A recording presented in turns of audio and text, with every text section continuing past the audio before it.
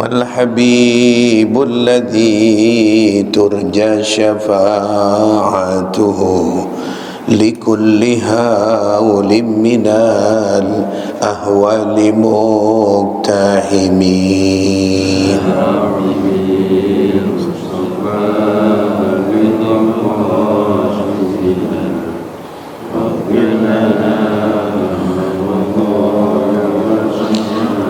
Allahumma salli wa sallim wa barik alaihi wa ala alihi. Assalamualaikum warahmatullahi wabarakatuh. Bismillah, alhamdulillah, salatu wassalam ala rasulillah Sayyidina Muhammad ibn Abdullah wa ala alihi wa sahbihi wa man nasarahu wa wala, amma ba'du. Qala Allah Ta'ala fil Qur'anil Karim, innal abrara lafi na'im wa innal fujara lafi jahim. Sadaqallahu maulana al-azim. Para jamaah, bapak-bapak, saudara-saudara dan ibu-ibu rahimakumullah, alhamdulillah wa syukurillah, pagi hari ini kita dapat bertemu kembali di hari Sabtu pagi, dapat melaksanakan sholat subuh berjamaah. Semoga ibadah kita diterima oleh Allah Subhanahu wa ta'ala. Jamaah sekalian, ada 3 orang di dalam hadis yang ke 5442. Ada 3 orang, man la yurja khairuh. Ada 3 orang, salasun man lam yakun fihi fala yurja khairuhu abada, yang tidak bisa diharapkan kebaikannya selama-lamanya. Ada 3 orang yang diharapkan dia jadi orang baik abadan, selama-lamanya. A'udzubillah min dzalik. Ini kita menginginkan awal-awalnya memang yang paling ideal baik.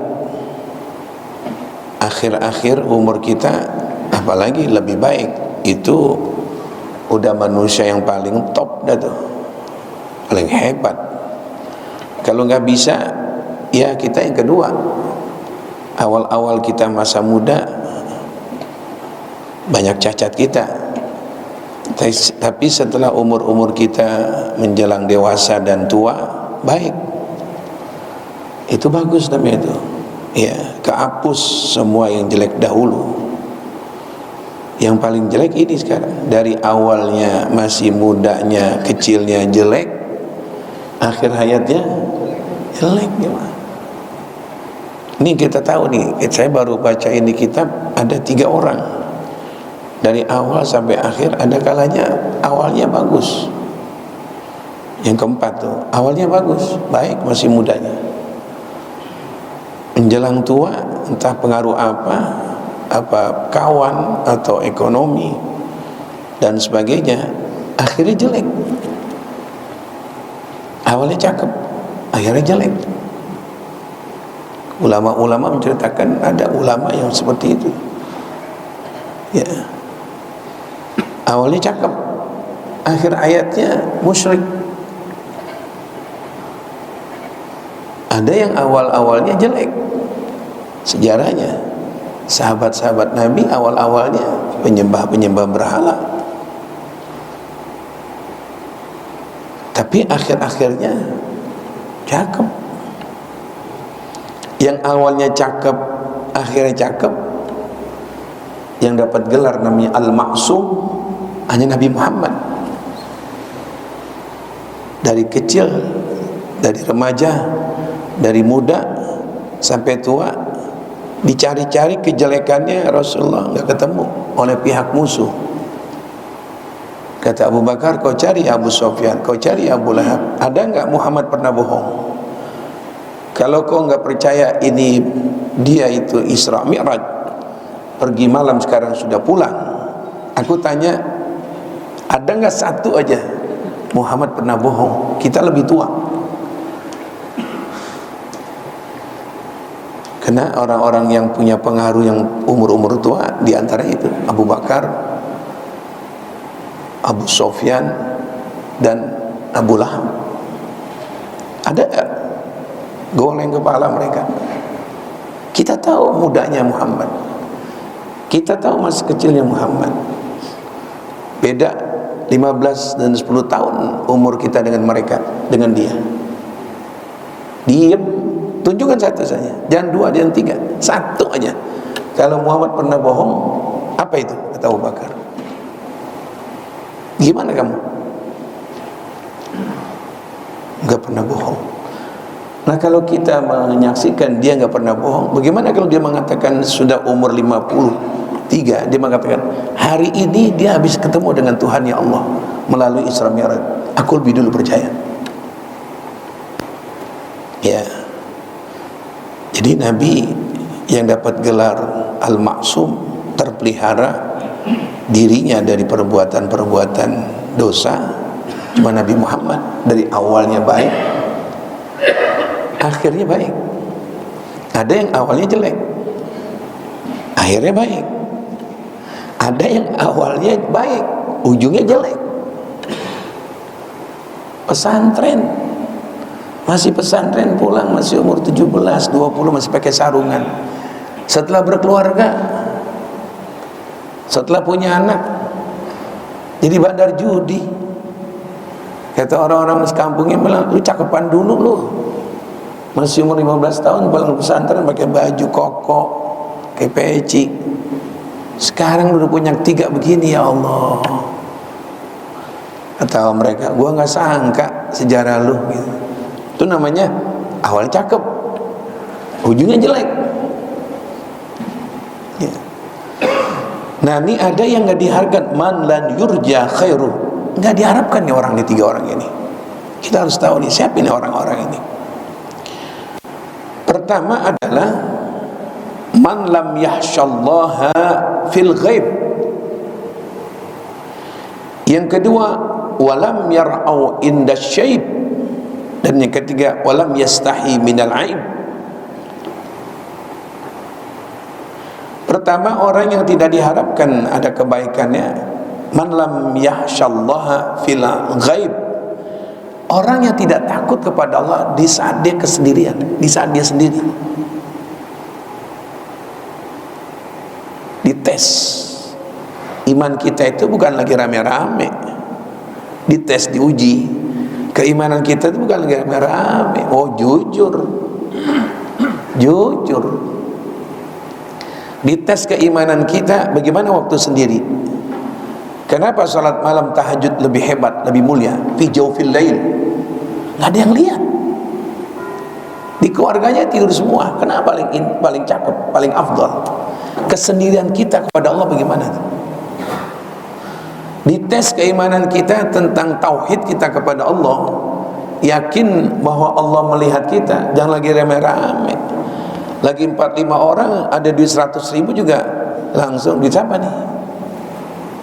Coba sendirian, sendirian coba dites. 4-5 orang, ada perempuan buka aurat, Mbak, jangan lewat sini, Mbak.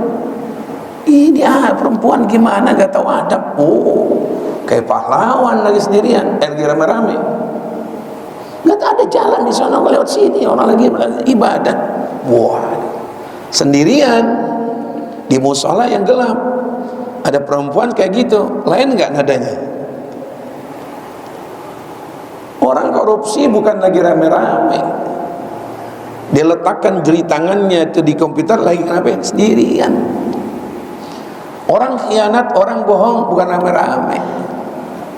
Jadi dites keimanan kita kepada Allah, gimana dia sendiri? Ya. Jadi ini kalau ada orang udah nggak takut sama Allah, ya jangan diharapin. Sama Allah dia berani, apalagi manusia. Jadi kalau sekarang ini kita angkat masalah kriminal ini begitu mengerikan, pelakunya sama Allah gimana? Sama Allah gimana kalau dia muslim? Makanya ini pasaran tauhid sepi, pasaran doktrin kepada Allah sepi. Kita kesian dan kita prihatin. Anak-anak kita nanti generasi ke sana jiwanya kosong dari Allah, dia berani apa aja dia lakukan. Orang punya rem itu kan takut, aku berdosa nih. Disodorin perempuan kayak Nabi Allah Yusuf masih muda, punya rem. Jadi selamat, ada harapan baik, dan kita akan lega hati. Kita berikan amanat. Orang itu yang kita kasihkan amanat takut sama Allah. Makanya waktu datang sahabat minta nasihat sama Nabi, Nabi berikan nasihat yang paling unggul. Apa ya Rasulullah yang saya lakukan biar aku selamat dunia dan akhirat? Nabi bilang, ittaqillaha haitsuma kunta. Kamu takut ya kepada Allah dimanapun kau berada. Gimana ya Nabi? Kau sendiri, kau berdua, takut sama Allah. Kamu selamat, kau megang amanat, takut sama Allah. Kalau kau hianati, kalau kita renung-renungkan jamaahnya, ini melebar dikit. Indonesia ini asas awalnya dari Pancasila ketuhanan yang Maha Esa. Kita tahu ketuhanan yang Maha Esa, balik kita bilang ini bangsa harus percaya pada Tuhan yang Maha Esa. Tapi intinya apa itu? Patisarinya apa tuh kalau santen? Ketuhanan Maha Esa kan itu yang tersurat, yang tersurat, yang kelihatan. Tapi yang tersirat itu maksudnya apa? Agar bangsa ini takut sama Allah. Udah begitu belum takut sama Allahnya? Tentu kalau takut sama Allah kan orang beriman. Selamat ini bangsa kalau yang megang tampuk kekuasaan orang-orang yang takut sama Allah. Nggak berani dia melanggar, nggak berani dia khianat. Biar di sendirian dalam satu tempat dia, aku ngelihat Allah, aku dilihat sama Allah nih, aku punya keputusan. Gimana ya sama Allah? Gimana nih tanggung jawab aku pada Allah?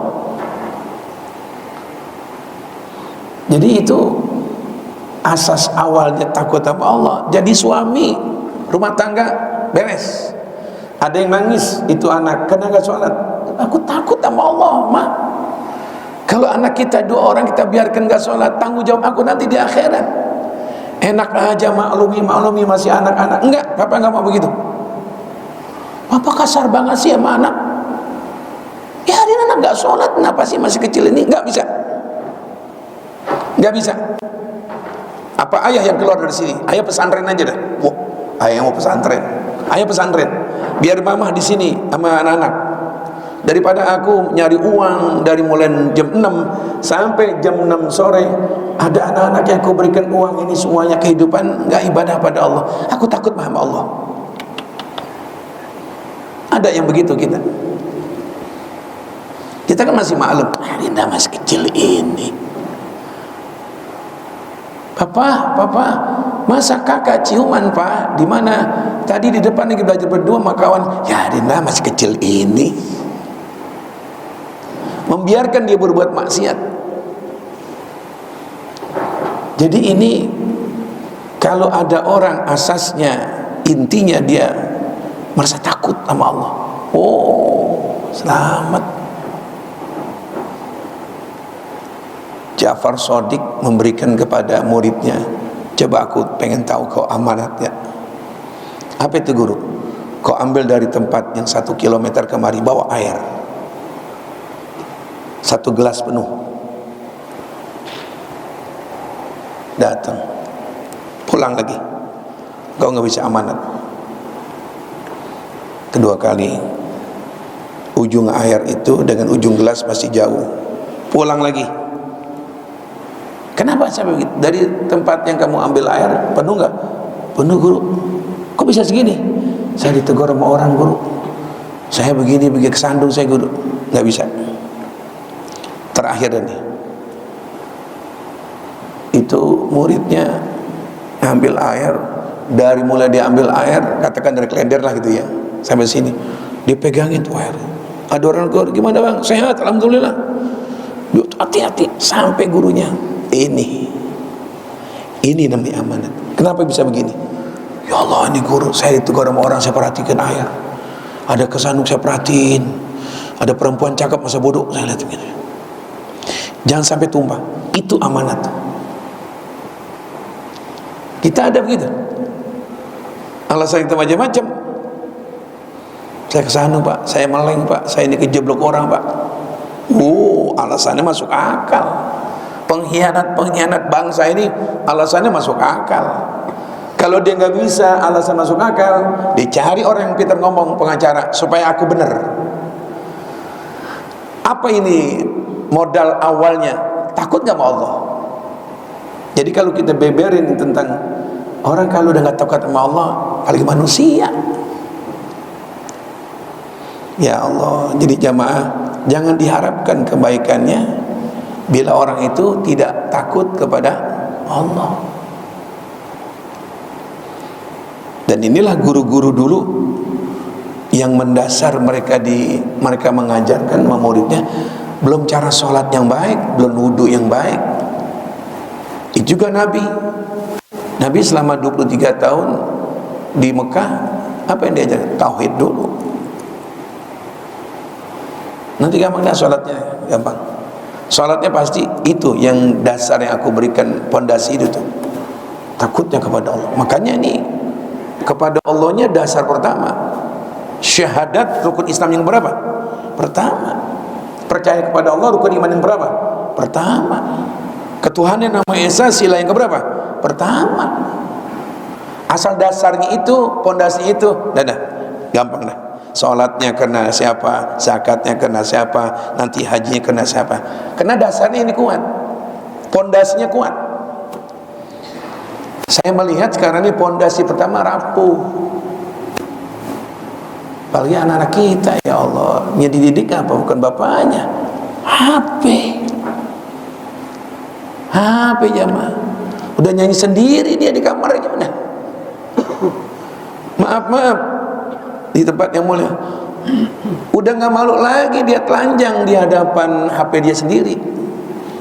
Nggak malu lagi dia, nggak ada urusan sama Allah. Makanya dalam hadis yang saya baca ini, yang hadis ke 5442, ya, kalau orang udah nggak takut sama Allah, ibunya dilawan nanti. Kalau orang udah nggak takut sama Allah, kawannya dibunuh nanti. Kalau orang udah nggak takut sama Allah, perzinahan bakal dijalankan nanti. Jadi awalnya itu gimana tuh? Ya. Karenanya kaidah-kaidah mereka para ulama, ilmu yang pertama itu harus diberikan awal waktu dia baru lahir. Allahu Akbar, Allahu Akbar. Bukan Nina Bobo, adikku sayang, joget mulu tuh anak. Baru lahir. Saya punya cucu 2 minggu yang lalu. Saya datang ke Bekasi, mohon maaf gitu, lahirnya di mobil jemaah. Di mobil. Udah nggak keburu kali ya Allah, baru kali itu. Jadi di rumah sakit bayi udah mau nangis, udah dibersihin, azanin Allahu Akbar, Allahu Akbar. Kenapa azan dulu? Kenapa suara-suara tauhid dulu? Makna apa itu? Apa kita sekedar dengar azanin dah? Itu azanin ritual kita biasa, tapi maknanya apa itu? Menanamkan apa kita kepada anak? Rekaman pertama yang masih bersih itu kaset, kita rekaman apa yang paling dasar banget dari awal itu, dari awal. Baru diajarkan nanti udah mulai berfungsi akalnya, udah mengerti ini ayah ibunya, mengerti hitungan-hitungan, baru dia masukkan tauhid. Tuhanmu Allah nak, yang maha kuasa Allah nak, yang maha hidup Allah nak, yang tempat kita mengadu pada Allah. Oh, yang saya tanya lagi kedua, ada enggak sekarang begitu ini pasaran tauhid? Di mana keadaan SD, gimana keadaan di SMP, bagaimana keadaan terus STM? Tauhid itu bagaimana digemarin enggak? Lihat guru agamanya udah pernah Pak Salim ya. Pak Salim. Coba kalian olahraga. Anak-anak kita keluar yuk, lari pagi. Jadi pasaran tauhid ini udah mulai rapuh. Naneminnya udah susah. Jadi kalau orang sudah nggak takut sama Allah, apapun yang dilakukan, siapa yang lihat aku? Kalaupun takut, dia lihat ada CCTV. Belaga-belaga ke orang jujur, lagi ada CCTV. Kalau CCTV nggak ada, tidur di losmen, ada CCTV kan? Kagak. Di kantor berdua sama sekretarisnya, soalnya kan itu. Ya, harusnya kayak begitu kita kepada Allah, merasa kita diawasi, dilihat, tapi bukan kepada Allahnya dia takut. Kepada apa? Rekaman CCTV. Ya, ya Allah, ini jamaah yang sekarang kita harapkan begini. Kalau baju mah baju kayak orang baik. Kalau peci hitamnya peci hitam kayak orang baik. Kalau jasnya dengan dasnya kayak jas dan dasi kayak orang baik. Tapi dalamnya sama Allah bagaimana itu? Kalau gemar takbirnya, Nah saudara jamaah yang tahulah bagaimana keadaan sekarang ini. Asasnya itu kuat nggak? Kepada Allahnya itu ada takut nggak? Pertama itu, kalau sudah tidak takut sama Allah, tidak merasa diri diawasi oleh Allah, jangan diharapkan kebaikannya. Nah kita makanya gimana kita memupuk anak-anak kita dan diri kita, bukan anak-anak aja kita alamatkan, kita juga. Pengajian mana yang ada memupuk tauhid dari dasar benar? Kalau bicara hukum-hukum, politik, wah. Bicara apa misalnya? Kedokteran, waduh. Bicara pasarannya lagi pesat banget. Kalau pasaran tauhid, dan orang kalau sudah berani dengan tauhidnya, mohon maaf, berani jihad dia, mempertahankan tauhidnya. Wala tamutunna illa wa antum muslimun. Banyak ulama-ulama untuk membelanya Allah. Gimana tuh Said Qutb dipenggal lehernya di zamannya Presiden Bani Sadr. Bagaimana tuh Umar Mukhtar di Jerman, digantung lehernya dalam keadaan pakai sorban, ditembak. Ada filmnya tuh, dulu filmnya tahu, sekarang apa ada, namanya Imam Umar Mukhtar. Dan ulama-ulama kita untuk menguatkan keimanan kepada Allah udah banyak diasingin. Jangan bicara inilah. Jadi kamu nggak berani bohong, jadi kamu nggak berani korupsi, apa-apa Allah mulu. Takut mas, haram nih mas, haram-haram mulu.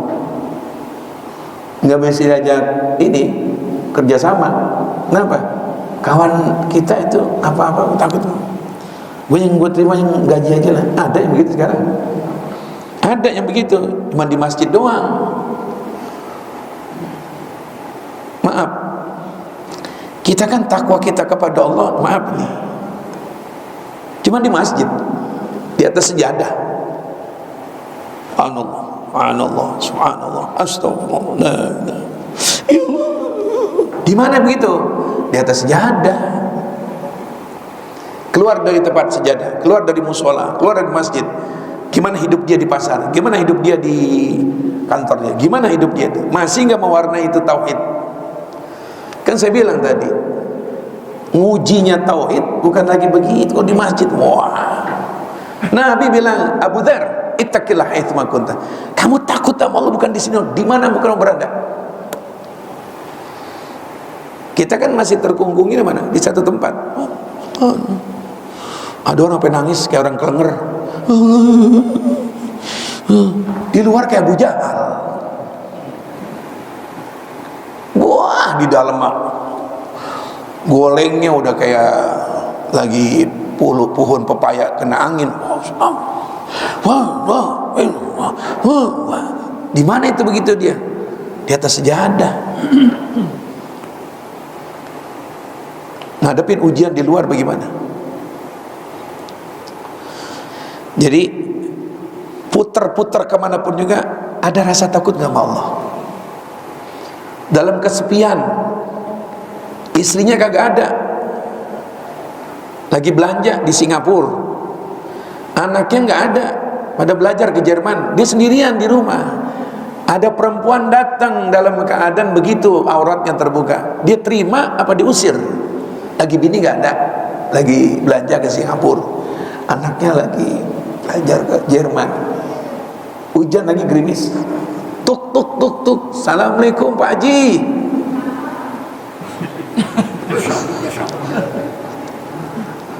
Udah ada yang jawab itu, bininya, salam. Kayak model kayak saya Pak Haji, bini nggak ada, anak kadang nggak ada di rumah, pembantu pulang kampung. Kita lihat perempuan roknya pendek. Pak Haji, mohon maaf Pak Haji, di daerah sini saya cari hotel nggak ada Pak Haji, mana ada deket terminal mahal bener Pak Haji. Jadi saya numpang nginep boleh nggak Pak Haji? Mohon maaf, besok pagi saya pulang. Saya mohon dah, saya di depan di sini nggak apa-apa nih, di ruang tamu. Pak Haji nggak. Kira-kira nih model kayak kita dari ya, ini model kayak kita. Di model kita ini yang peci cakep gini nih, ya kan? Bang bener-bener Pak. Saat kayak begitu bini nggak ada, anak lagi praktek ke Jerman, bini belanja sekedar beli daster ke Singapura. Ada yang begitu, kira-kira begitu. Assalamualaikum jam 9 malam tuh, mana hujan gerimis, kira-kira kita usir, maaf ya Mbak ya, mohon maaf ya, di tempat ini ya Mbak, kita terima apa kita usir ya Mbak? Susah jawabnya ya, sama gua. Jangan lagi rame-rame ada istri, jangan lagi rame-rame ada anak, ada mantu ngomong, maaf ya Mbak ya, mohon maaf, ini banyak keluarga di sini. Iman mas, saya bilang dites lagi sendirian, sendirian. Coba ada pikirin coba. Ada nggak takut sama Allah? Ya Allah. Kesempatan kalau waktu itu, kalau lihat dalam Al-Quran surat Yusuf, dari awal tuh Yusuf diterangkan, diceritain sama Allah, nggak sekelumit-sekelumit, dari surat Yusuf sampai akhir cerita Yusuf, sampai ibu-ibu dikumpulkan oleh perempuan itu, istrinya Kitsmir, Juleha, dikumpulin. Kalau lo nggak percaya, nih aku tampilkan pemuda yang aku terganggu dengan kegantengannya, kau lihat ini sampai terakhir.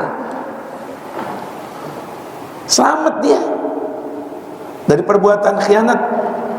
Kesempatan Zuleha yang mau tuan rumah, suaminya nggak ada, dan Siti Zuleha yang nutup semua pintu-pintu, hordeng-hordeng lah kita, ditutup, nggak akan terbuka itu fitnah. Bukan Yusuf yang masuk, Yusuf dipanggil alaihissalam. Sampai ada hakimnya itu mengatakan, kau lihat saja ya suaminya Zuleha, kalau bajunya itu robek di belakang, menandakan istrimu yang salah. Yusuf nggak mau, ditarik belakangnya gamisnya. Tapi kalau sobeknya di depan, Yusuf yang nakal. Coba kau lihat aja. Kenapa begitu selamat? Takut sama Allah. Kalau kita ini, iya ada Bu, emang kesempatan Bu, begitu gitu. Jadi saya ulang lagi, iman itu diuji. Ini emas apa perak, diujinya bukan lagi rame-rame. Lagi kita apa? Sendiri. Yang kedua, terlalu lama dah ya. Siapa orang yang tidak diharapkan kebaikannya? Yang kedua adalah walam yar'au inda syait. Orang yang tidak memelihara masa tuanya. Udah tua, di atas umur 60, nggak bisa memelihara, menjaga dirinya. Umurnya berapa sekarang Pak? 70. Kok potongan kayak anak muda ya? Saya bacakan hadisnya Pak. Sampai Nabi ngomel. Nabi bilang begini,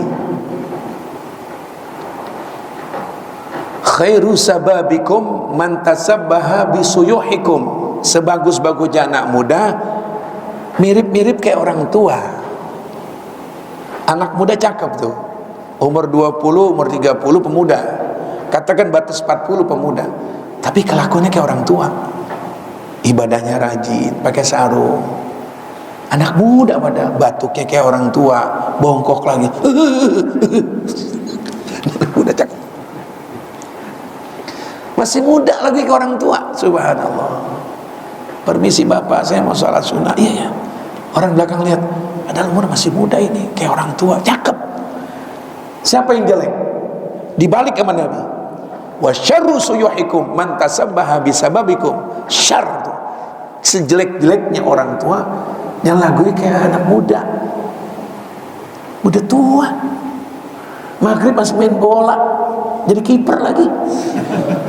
Ya Allah, yang nendang cucunya, teman-teman cucunya, ayo kau kakek tembak ya gul mana anaknya.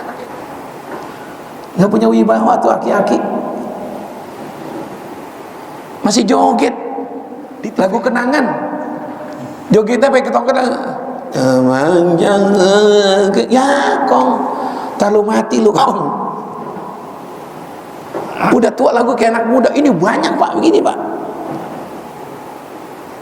Jadi kalau ada orang tua yang tidak memelihara, tidak menjaga ketuaannya, sama itu, jangan diharapkan kebaikannya.